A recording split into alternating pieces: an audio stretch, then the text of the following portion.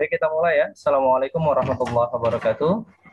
Waalaikumsalam warahmatullahi wabarakatuh.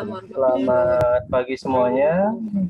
Alhamdulillah pada pertemuan hari ini kita bertemu lagi dalam kuliah metode penelitian.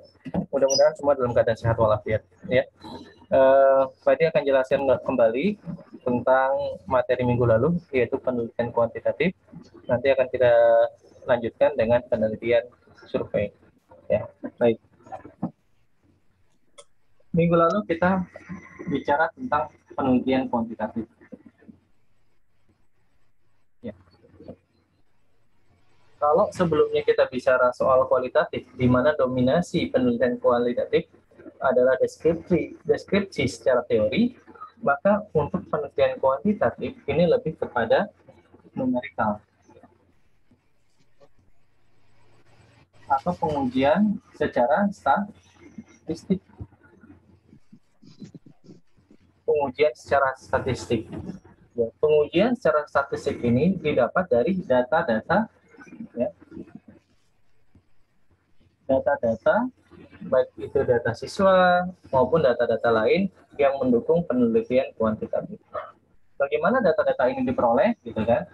Data diperoleh dengan menyebarkan instrumen penelitian.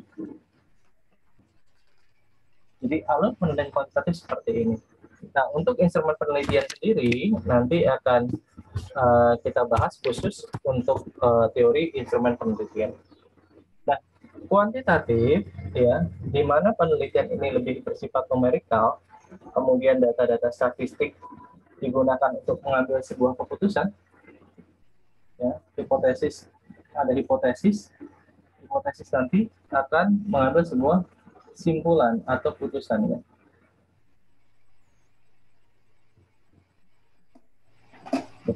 Jadi hipotesis nanti akan merujuk pada sebuah simpulan atau putusan. Ya. Untuk penelitian kuantitatif sebenarnya ini yang sering ditemui di penelitian bahasa Indonesia itu ada dua. Yang pertama adalah survei yang sebentar lagi akan kita pelajari, ya. Yang kedua adalah eksperimen. Jadi ada penelitian secara survei, ada penelitian secara eksperimen. Apa bedanya, Pak? Ya, kalau survei ini nanti itu ada variabelnya bebas. Hubungannya kausalitas. Ya. Jadi dia variabelnya bebas, bukan variabel perlakuan atau bukan variabel treatment. Lalu yang kedua, hubungannya kausalitas, artinya timbal balik, sebab akibat. Ya, karena adanya X maka terjadi Y. Nah, itulah yang disebut dengan survei. Ya, syaratnya itu. Lalu yang ketiga, dia nanti ada angket atau kuesioner. Syaratnya survei dia menyebarkan angket atau menyebarkan kuesioner, gitu ya. Jadi survei adalah variabelnya bebas, hubungannya kausalitas, dia ada angket atau kuesioner yang disebarkan. Ya. Contohnya bagaimana penelitian survei? Pak dihapus.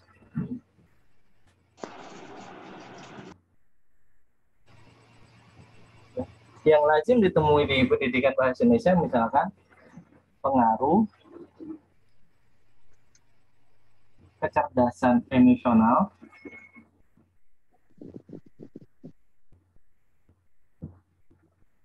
ya, kemampuan berbicara misalkan. Penelitian ini berbentuk penelitian survei. Kenapa survei? Karena ada dua variabel bebas, yaitu kecerdasan emosional dan kemampuan berbicara. Di mana kecerdasan emosional kita biasa berikan simbol X, dan kemampuan berbicara kita biasa beri simbol Y. Jadi ini ada bebas, ini terikat. Ya, ini hubungannya kausalitas atau sebab akibat. Karena adanya kecerdasan emosional, apakah kemampuan berbicara siswa menjadi lebih tinggi? Ya. atau karena kecerdasan emosionalnya rendah, kemampuan berbicaranya tinggi, dan seterusnya. Jadi saling membuat sebab akibat. Itu namanya kausalitas. Nanti kita akan lebih dalam membahas tentang penelitian survei. Lalu yang berikutnya ada penelitian eksperimental. Ya, untuk eksperimen, ya, khusus dia memiliki variabel treatment atau perlakuan. Ya. Nah, khusus untuk eksperimen dia punya variabel perlakuan. Ya. Dalam pendidikan biasanya variabel treatment misalkan metode belajar, kemudian media, ya, kemudian strategi, dan lain-lain, ya. Nah, tujuannya apa? Tujuannya kita akan melihat apakah nanti media belajar, metode belajar, atau strategi belajar yang kita berikan kepada siswa dapat meningkatkan kemampuan siswa.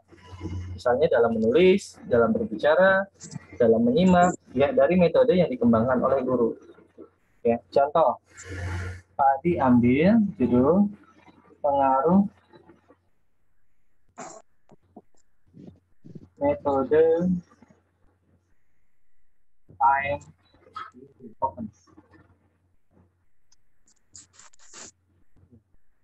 terhadap kemampuan berbicara. Metode time token ini adalah metode di mana siswa diberikan waktu untuk berbicara. Jadi setiap siswa nanti punya kartunya itu ada limit waktunya misalkan 2 menit, dan setiap siswa yang sudah berbicara sebanyak 2 menit akan mengumpulkan kartunya kepada si guru. Gitu. Jadi artinya apa, mendorong siswa pokoknya berbicara selama 2 menit di dalam kelas minimal. Itu namanya time token. Ya. Apakah metode ini kemudian mempengaruhi kemampuan berbicara siswa? Gitu. Ya. Kalau bertemu dengan variabel-variabel yang merupakan variabel treatment seperti ini, ya, metode, media, strategi, maka jenis penelitiannya adalah eksperimen, bukan lagi survei. Ya, sekali lagi, jika nanti bertemu dengan variabel-variabel treatment, maka penelitian kalian adalah penelitian eksperimen, bukan penelitian survei. Kalau survei itu yang bebas, media, kecerdasan emosional, kemudian minat belajar, motivasi belajar, apalagi kira-kira? Kecerdasan intelektual, kemudian minat Kalau juga, minat baca, Pak, minat baca ya boleh, minat, pokoknya judulnya minat baca, minat belajar, minat menulis, ya, motivasi belajar, motivasi membaca, dan seterusnya, itu termasuk ke dalam penelitian survei. Wajib memberikan angket atau kuesioner. Nanti tersendiri kita bahas tentang angket, bagaimana penilaian angket. Nah, eksperimen harus ada metode. Pengaruh metodenya disebutkan, gitu ya. Bukan hanya metode belajar, tapi disebutkan metodenya apa. Medianya, misalnya pengaruh media gambar, ya, terhadap hasil belajar bahasa Indonesia, boleh saja. Di dalamnya ada media. Nah, ini tentang penelitian secara kuantitatif. Nah, apa yang ada dalam penelitian ini pada hapus dulu ya.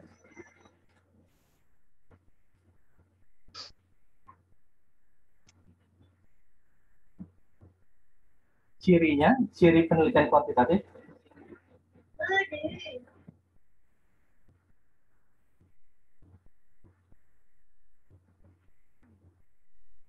Ya. Yang pertama, dia ada hipotesis. Kalau kita mau lihat cirinya, maka penelitian kuantitatif adalah penelitian yang memiliki hipotesis.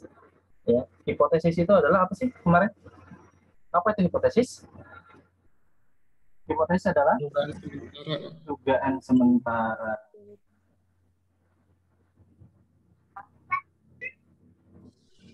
Ya, dugaan sementara yang kita sebut dengan nama hipotesis adalah hasil pengembangan dari teori yang dikembangkan. Ingat sekali lagi, ya, hipotesis merupakan hasil dari pengembangan teori yang kalian jelaskan di bab 2. Biasanya dalam penelitian itu adanya di bab 2, teori. Ini pengembangannya nanti berupa hipotesis, dia akan menduga nanti ada 2 saja, H0 dan H1. Ya, ini tidak ada pengaruh.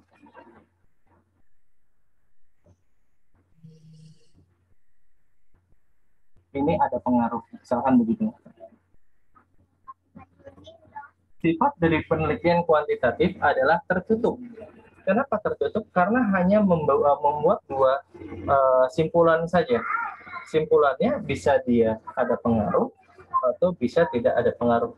Maka lazim dalam penelitian kuantitatif ada bahasa H0 ditolak gitu ya.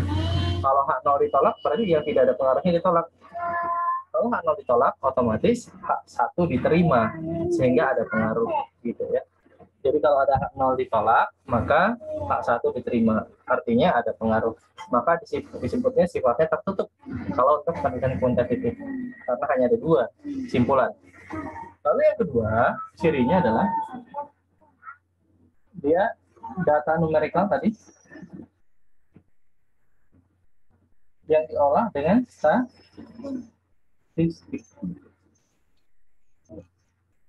Dia datanya berbentuk numerikal atau angka-angka. Angka-angka kemudian diolah secara statistik. Ya. Jadi kalau nanti bertemu dengan penelitian yang ada statistiknya, berarti sudah barang tentu itu adalah penelitian kuantitatif. Pak, kualitatif ada nggak statistiknya? Ada. Tetapi tidak dominan seperti halnya penelitian kuantitatif. Dia paling hanya menjelaskan sedikit saja, misalkan prosentasenya saja atau rata-ratanya saja pada kualitatif.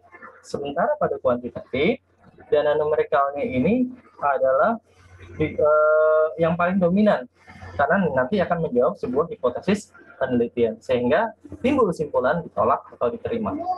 Ya, ini penelitian kuantitatif. Yang ketiga, lazimnya dia ada instrumen penelitian.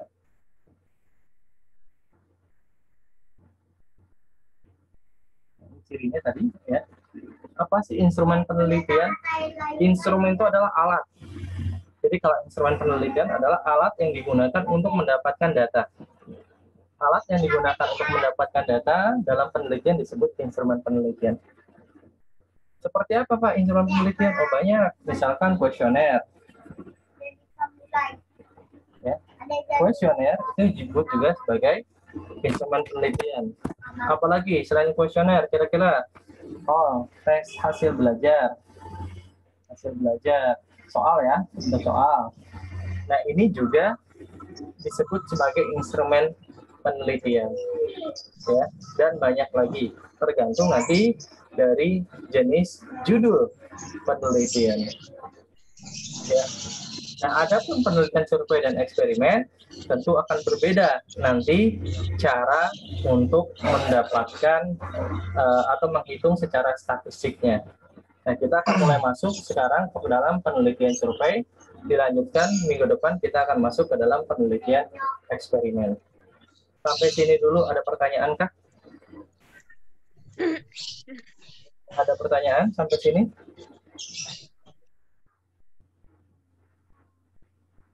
Ada pertanyaan? Silakan. Sudah jelas semuanya tentang penelitian kuantitatif? Jelas, Pak. Jelas ya? Ya, secara umum sudah paham ya perbedaan antara kuantitatif dengan kualitatif. Kalau kuantitatif dominannya adalah angka atau numerikal, kualitatif dominannya adalah berbentuk teoritis. Ya, teori yang dinaratifkan atau yang dideskriptifkan. Jelas sampai sini? Jelas. Baik. Jelas, Pak. Baik, Pak Adi akan Jelas, Pak. lanjutkan dengan penelitian survei.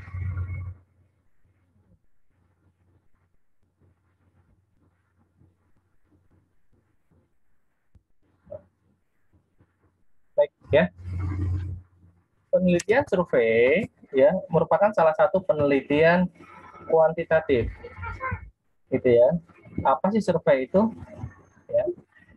Dia merupakan metode riset dengan menggunakan kuesioner. Jadi syaratnya survei adalah dia ada kuesioner sebagai instrumen untuk mengumpulkan datanya. Nanti ini Pak Adi akan kirim filenya. Pak Adi akan bicara soal karakteristiknya dulu.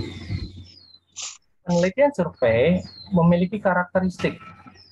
Ya. Apa itu karakteristik? Ya, ciri khas, gitu ya, yang tidak dimiliki oleh penelitian lainnya. Nah, seperti apa bentuk karakteristik penelitian survei? Yang pertama, dia logis, dilandasi dengan kerangka pikiran yang nalar, runtut, sistematis. Jadi yang disebut logis itu dia runtut, ya, dia runtut, maka disebutnya adalah logis, ya. Jadi ada aturan-aturan, ada tahapan-tahapan yang harus dilalui, maka disebutnya adalah logis. Yang kedua, bersifat deterministik, ya. Dia bukan saja berbicara soal data secara deskriptif, tapi dia melalui analisis kausalitas. Kausalitas yang tadi disebutkan di atas adalah hubungan sebab akibat. Jadi dia akan membuat hubungan sebab akibat. Sifatnya umum hasil penelitiannya dan dapat digeneralisasikan pada wilayah yang lebih luas. Misalkan kalau kita katakan bahwa kecerdasan emosional mempengaruhi hasil belajar bahasa Indonesia pada siswa di Depok, misalnya di kota Depok, maka kemungkinan besar hasilnya pun akan sama jika diterapkan di kota-kota lain. Misalkan di kota Garut, di kota Bogor, misalkan, gitu ya, di kota Bekasi, kemungkinan besar hasilnya akan sama karena dia generalisasinya luas, ya, hasil penelitian survei. Ya. Lalu parsimonius, ya, artinya dalam waktu singkat dia dapat menghasilkan banyak informasi dan dapat dimanfaatkan untuk banyak tujuan, ya. Karena apa sih parsimonius tadi? Dia hanya cukup menyebarkan angket saja, ya, angketnya diisi, kemudian dia sudah mendapatkan data penelitian. Yang terakhir, bentuknya adalah spesifik, ya, artinya berasal dari permasalahan yang dipilih secara spesifik. Ini adalah karakteristik penelitian survei. Tadi nggak langkah-langkahnya pada lewati, Pak Adi mau masuk jenis-jenisnya. Nah, kalau kita sudah tahu karakternya, maka yang selanjutnya kita harus tahu jenis-jenis metode dalam penelitian survei. Dalam penelitian survei ada yang namanya metode eksploratif, ya, atau penjajakan. Ya. Artinya adalah dia akan mencari data yang sifatnya masih samar-samar, masih belum jelas. Misalkan kalau dalam dunia politik, sebagai contoh, anak-anak muda ini, anak-anak SMA, itu dia kira-kira minatnya ke partai yang mana ya, gitu. Nah, itu namanya metode eksploratif. Nah, dalam pilkada 1 dan 2 kali kemarin, itu pemenang pemilunya menggunakan seperti ini. Dia menjadi penjajakan dulu. Jadi menangnya itu lebih banyak dia di Twitter, di Instagram, gitu ya. Karena apa? Karena dia tahu anak-anak muda itu sering melihat Instagram, Twitter, kemudian FB. Maka di sanalah diserangnya. Ya, dia masukkan program-program di sana, kemudian ternyata berhasil untuk menaikkan salah satu pasangan politik yang menang saat ini. Itu menggunakan metode eksploratif, penjajakan dulu, gitu ya. Itu kalau dalam dunia politik. Banyak lagi sebenarnya dalam berbagai bidang, ya. Dalam pendidikan pun juga bisa. Mau penjajakan misalkan mau menjajaki apakah kemudian kecerdasan emosional ini kira-kira berapa jauh sih siswa dengan usia rentang 12 sampai 15 tahun kecerdasan emosionalnya sampai sejauh apa. Itu baru model penjajakan. Lalu yang kedua ada metode survei bentuknya deskriptif, ya. Kalau deskriptif, ya, ini lebih kepada penjelasan secara deskriptif ataupun naratif, ya. yang dimaksud deskriptif di sini bukan tanpa statistik ya, tetap menggunakan statistik karena analisis survei adalah kuantitatif. Kuantitatif bicara soal statistik gitu ya. Tapi hanya metodenya saja yaitu deskriptif. Nah, misalkan dia berbicara soal berita hoax ya di media sosial. Nah, peneliti melakukan penggunaan sosmed ya untuk menguji kebenarannya gitu ya. Nah, penyebaran berita hoax ini bisa diukur dengan berapa jumlah berita palsu yang menyebar dalam kurun waktu tertentu. Ini metode deskriptif. Jadi tetap dia menyebarkan angket, pengen tahu berapa sih berita palsu yang tersebar dan seterusnya. Nah, lanjutan dari metode deskriptif adalah eksplanatif, penjelasan dan eksplanatori maksud tadi. Nah, metode ini kelanjutan dari deskriptif. Ya.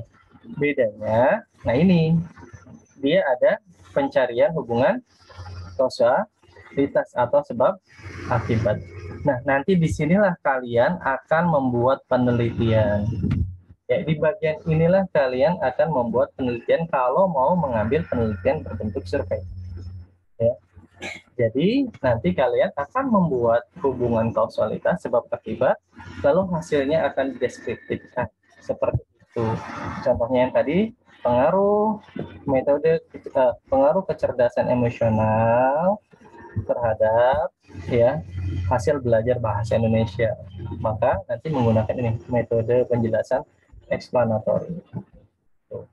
Lalu lanjutan itu banyak ya, ada metode evaluasi, ada prediksi, kemudian ada juga operasional ya. Nah, langkah-langkah yang paling sederhana atau teknis yang paling simpel dalam melakukan sebuah penelitian survei yang pertama adalah merumuskan masalah penelitian dan menuliskan tujuan penelitiannya. Jadi rumuskan masalahnya, buat tujuannya. Lalu tuliskan manfaatnya secara akademik atau secara praktis. Lalu buat konsep dan hipotesisnya. Yang berikutnya adalah mengumpulkan informasi, ya, mengumpulkan informasi dari hasil penelitian yang terkait. Lalu yang paling penting adalah menentukan sampel penelitian. Artinya nanti penelitian ini mau dilakukan oleh siapa, kemana, dan berapa jumlah sampelnya. Kita kemarin sudah bicara soal sampel ya. Sampel penelitian, cara mengambilnya, kemudian jumlahnya, dan seterusnya. Nah, yang paling penting lagi cirinya adalah dia membuat angket atau kuesioner. Ya, wajib untuk penelitian survei ada angket atau kuesioner.